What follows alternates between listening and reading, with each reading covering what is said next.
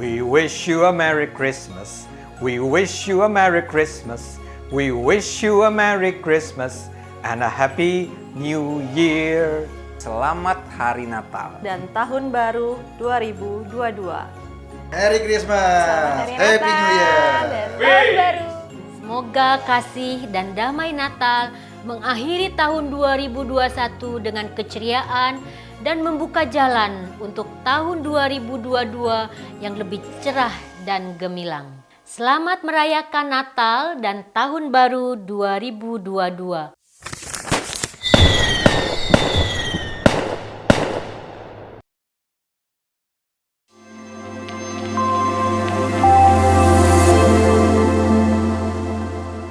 Halo pemirsa Cokro TV, jumpa lagi bersama saya Nong Darol Mahmada. Alhamdulillah, baru saja kita semua menyaksikan hasil pemilihan Ketua Umum atau Rois Tanfiziyah Ormas Islam terbesar di negeri ini, yaitu Nahdlatul Ulama dalam Muktamar ke-34 yang diselenggarakan di Lampung. Dalam proses pemilihan Ketua Tanfiziyah ini sempat memanas, karena persaingan antara Kiai Haji Said Agil Siroj sebagai Ketua Tanfiziyah sebelumnya atau petahana dengan Kiai Haji Yahya Stakuf atau akrab disapa Gus Yahya. Gus Yahya unggul dengan 337 suara dan Kiai Said Agil Siroj memperoleh 210 suara. Kita kemudian melihat adegan yang sangat berkesan ketika Gus Yahya mencium tangan dan kemudian memeluk Kiai Said sambil diiringi lantunan sholawat. Ini menunjukkan proses demokratis di tubuh organisasi NU ini berjalan dengan baik. Dalam sambutan setelah pemilihan ini, Kiai Said mengatakan terpilihnya Gus Yahya sebagai Ketua Umum PBNU tahun 2021-2026 adalah pilihan tepat. Saya ingin kutip pernyataan Kiai Said di sini. Saya sangat senang, bersyukur Muktamar NU berjalan dengan baik dan yang terpilih ada di sebelah. Pilihan para kabinet yang tepat, tidak salah, pilihan yang sangat tepat. Insya Allah membawa berkah. Begitu kata Kiai Said. Selain terpilihnya Gus Yahya sebagai Ketua Umum, Majlis Ahwa atau Ahlu Hali wal Akdi yang terdiri dari 9 Kiai Khos di NU, termasuk diantaranya Kiai Haji Ma'ruf Amin dan Kiai Haji Mustafa Bisri atau Gusmus, memilih Kiai Haji Miftahul Akhyar sebagai Rois Am PBNU untuk periode yang sama. Pemirsa Cokro TV, perlu diketahui dalam kepengurusan NU terdapat Dewan Mustasyar atau jajaran Dewan Penasehat yang berisi para kiai sepuh, berpengaruh dan ahli agama. Kemudian ada Syuriah atau pimpinan tertinggi dan Tanfiziyah atau pelaksana. NU adalah organisasi keagamaan Islam terbesar di Indonesia, bahkan di dunia.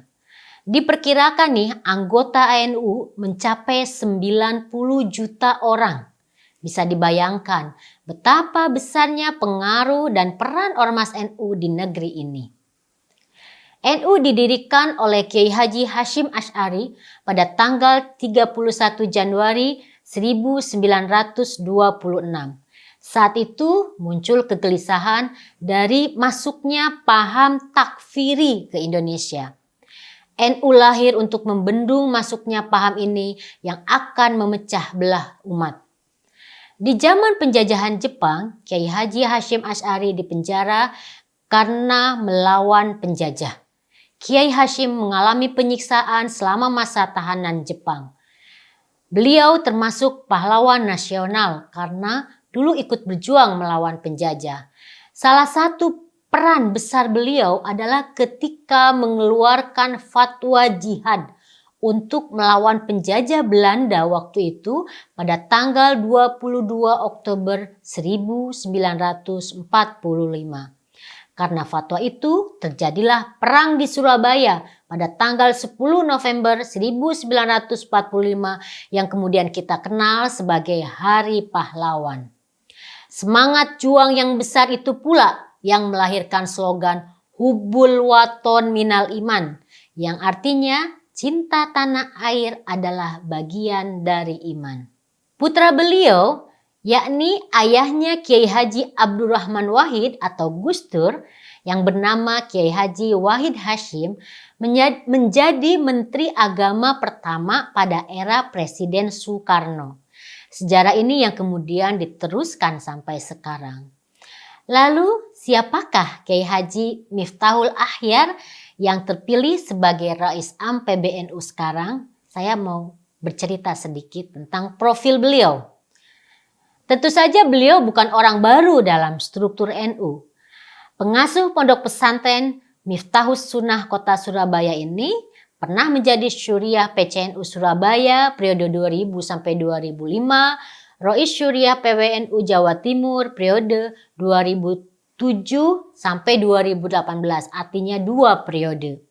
Kemudian menjadi Wakil Rois Am PBNU periode 2015 sampai 2020.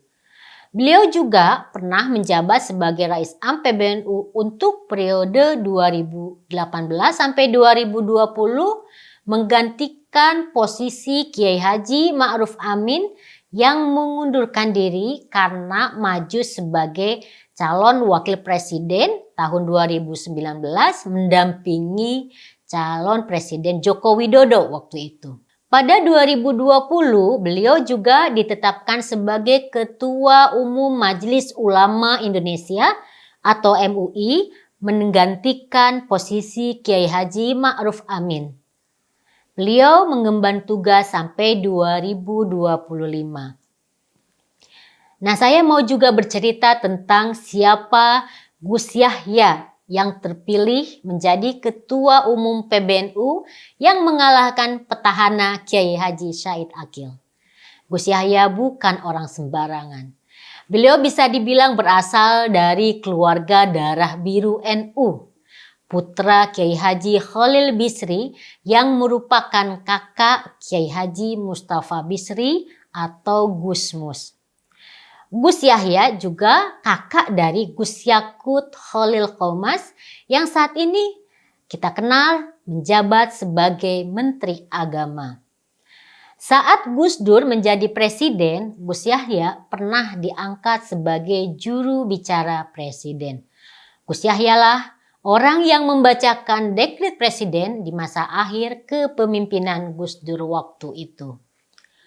Sebelum menjadi Ketua Umum PBNU di kepengurusan sebelumnya, Gus Yahya adalah Khatib Am atau Sekjen.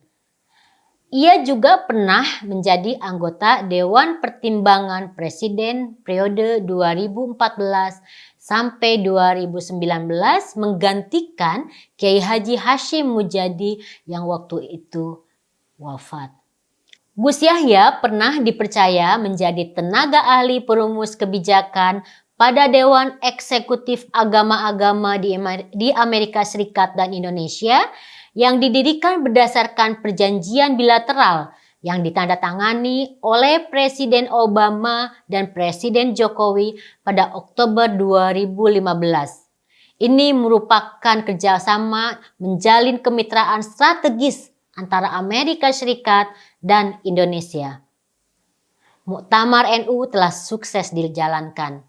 Melihat profil Kiai Haji Miftahul Akhyar sebagai Rais Am PBNU yang adem dan Kiai Haji Yahya Khalil Stakuf sebagai Ketua PBNU yang progresif, kita berharap NU ke depan menjadi organisasi keagamaan yang lebih moderat sekaligus lebih kuat dalam melindungi minoritas dan menjaga kebinekaan di negeri ini.